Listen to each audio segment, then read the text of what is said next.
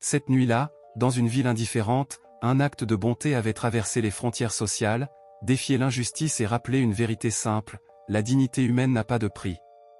Et parfois, un simple sandwich partagé peut valoir plus que tout l'or du monde. As-tu déjà fait une erreur qui a bouleversé ta vie? Ou fait quelque chose de bien qui t'a coûté tout ce que tu avais? Par un mardi pluvieux à Chicago, Chloé Danvers a choisi de faire ce qui était juste. Elle a aidé une vieille femme tremblante à se relever alors que les clients les plus riches de la ville se moquaient d'elle, prenant des photos et jugeant la scène comme pitoyable. Cette nuit-là, Chloé a perdu son emploi. Elle est sortie sous la pluie, sans rien. Ce qu'aucun des clients ni le cruel directeur ne savaient, c'est que la femme qu'elle venait de secourir détenait en réalité les clés d'un empire, et que son fils allait bientôt la retrouver. L'Obsidian Lounge n'était pas un simple restaurant, mais un lieu où l'élite de Chicago se retrouvait, où l'éclairage tamisé et la musique de jazz créaient une atmosphère raffinée. Chloé, âgée de 24 ans, y travaillait avec les yeux fatigués d'une personne beaucoup plus âgée, son uniforme strict lui donnant mal à la tête, sous l'œil attentif du directeur, Gavin Reed, obsédé par le contrôle et la perception des riches clients. Ce soir-là, un orage battait contre les fenêtres, et la pluie avait fait affluer les clients. Parmi eux, l'étagère, couple de riches habitués, critiquait chaque détail, tandis que Chloé faisait de son mieux pour rester professionnelle malgré les remarques cruelles et le stress des pourboires nécessaires pour payer les soins de sa mère. Soudain, une vieille femme, trempée et perdue, entra. Les rires et les moqueries des clients et de Gavin éclatèrent lorsqu'elle trébucha et tomba. Mais Chloé ne pouvait pas rester passive. Elle abandonna son plateau et se précipita pour l'aider, protégeant la femme avec ses mains et son uniforme. Gavin tenta de l'arrêter, mais Chloé déclara calmement que la femme avait besoin d'aide médicale. Ignorant les critiques et les menaces, elle conduisit la femme dehors, sous la pluie glaciale, lui offrant réconfort et chaleur.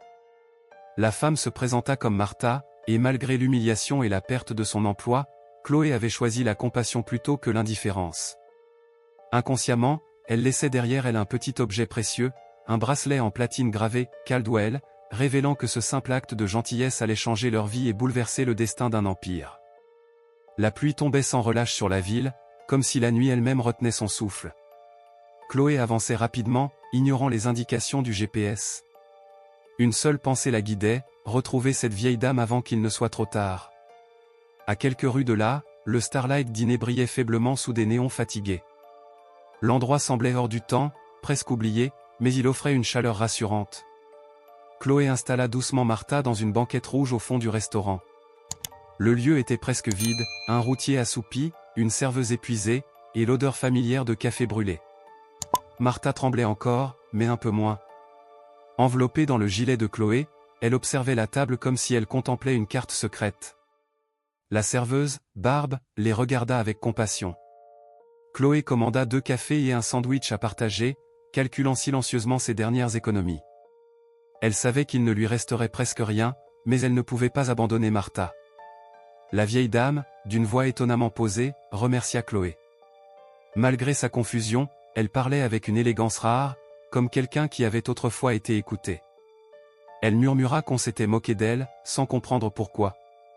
Chloé serra doucement sa main et répondit avec douceur, « Certaines personnes confondent la cruauté et la force. » Martha parla alors de son fils, de lumière, de musique, de jazz, d'une vie passée pleine d'éclat. Chloé comprit qu'elle se perdait dans ses souvenirs, mais ne la corrigea pas. L'important était qu'elle soit en sécurité, ici et maintenant.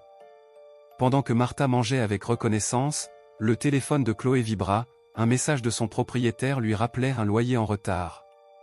Elle ferma les yeux un instant. Elle venait de sacrifier ce qu'il lui restait pour aider une inconnue. Mais en voyant le sourire paisible de Martha, elle sut qu'elle avait fait le bon choix. Devant un établissement luxueux, une voiture noire s'arrêta brusquement. Ethan Caldwell, un homme puissant et respecté, en sortit sous la pluie. Ce soir-là, il n'était plus le dirigeant calme et méthodique que tout le monde connaissait, il était un fils inquiet. Sa mère avait disparu, et la dernière trace de son signal menait ici. Il entra sans attendre. Le silence tomba immédiatement dans la salle élégante. Il n'éleva pas la voix, mais sa présence suffisait. Quand il demanda où se trouvait Martha Caldwell, le personnel comprit trop tard l'erreur qu'il avait été commise. La femme qu'ils avaient fait sortir sous la pluie, était sa mère. La vérité éclata. Les rires, les jugements, l'humiliation. Ethan découvrit une vidéo montrant la scène. Mais au milieu de cette injustice, il vit aussi quelque chose d'autre, une serveuse qui s'était agenouillée, qui avait protégé sa mère, qui l'avait traité comme un être humain. Ce geste, simple mais immense, changea tout. Ethan donna des ordres calmes et fermes. L'établissement serait fermé. Les responsables sanctionnés. Mais plus que tout, il fallait retrouver la serveuse et sa mère. En se baissant, à moitié caché sous la chaise, quelque chose scintilla. Il ramassa le bracelet en platine et le serra dans son poing jusqu'à ressentir une douleur. « Retrouve-la, Silu » murmura Ethan, la voix brisée par l'émotion. Si quelque chose lui est arrivé. Silu pressa son oreillette.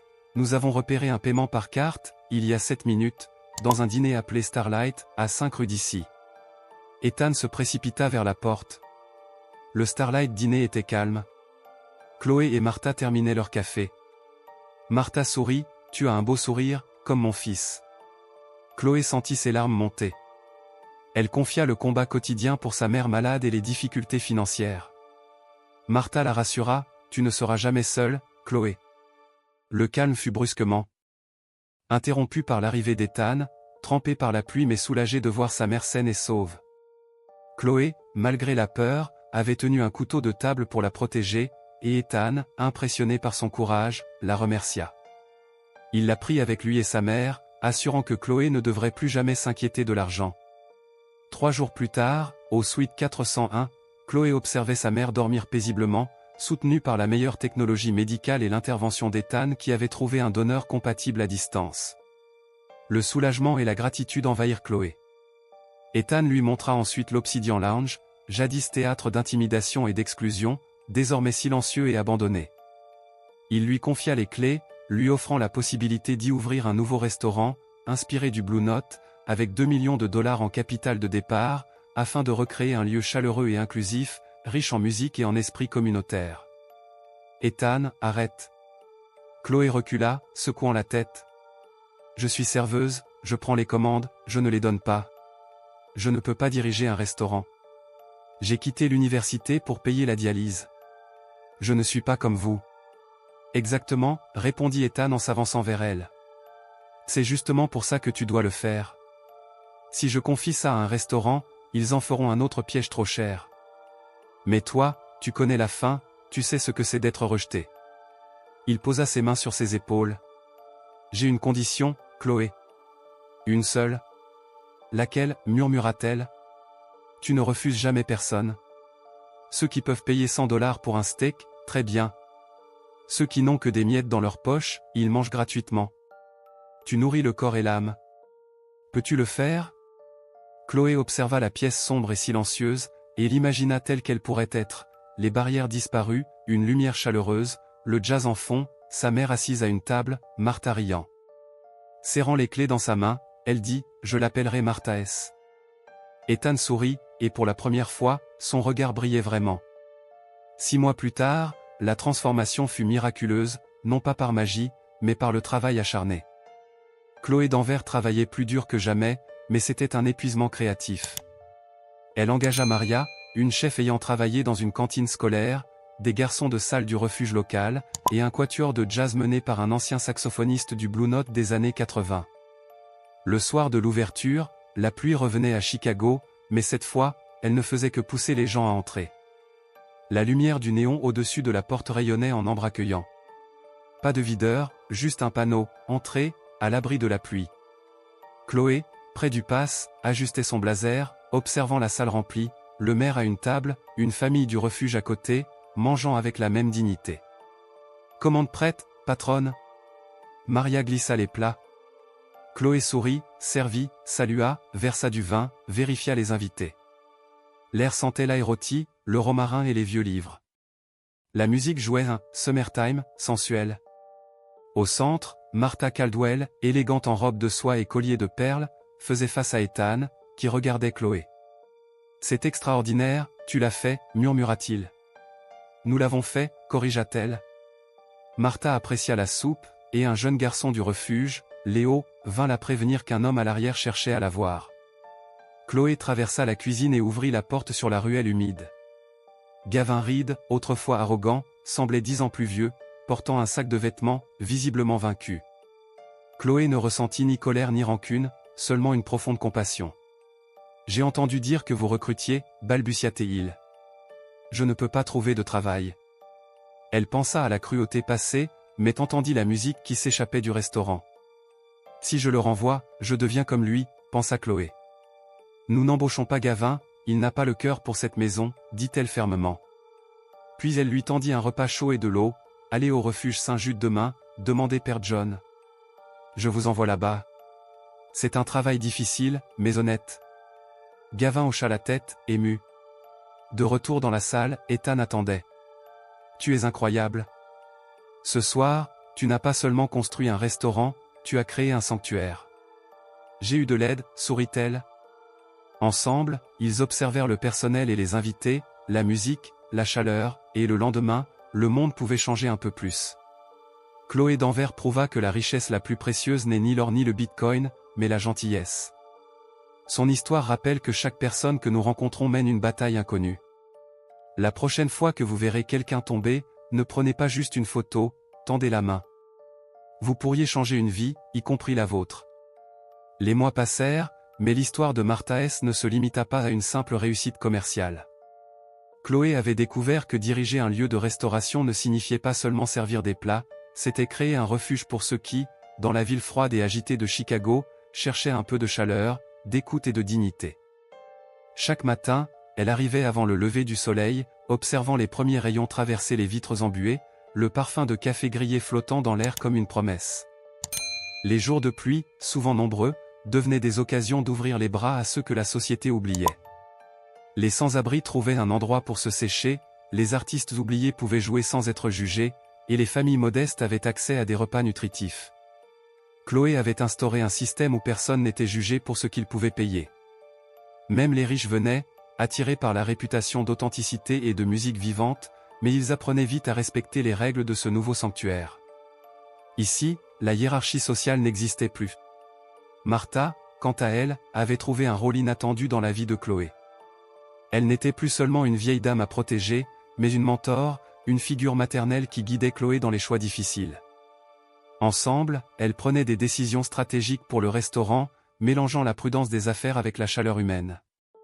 Martha, grâce à ses contacts anciens et à son influence discrète, aidait aussi à résoudre des problèmes invisibles pour la plupart, une autorisation bloquée, un fournisseur peu fiable, ou un client influent à convaincre de respecter la philosophie du lieu. Ethan, de son côté, avait trouvé dans Martha S. un projet qui allait au-delà de l'héritage familial, il découvrit la valeur de l'humanité dans ses interactions avec le personnel et les invités. Il observait Chloé travailler, et chaque jour, il réalisait à quel point elle était capable de transformer la vie des autres par de simples gestes.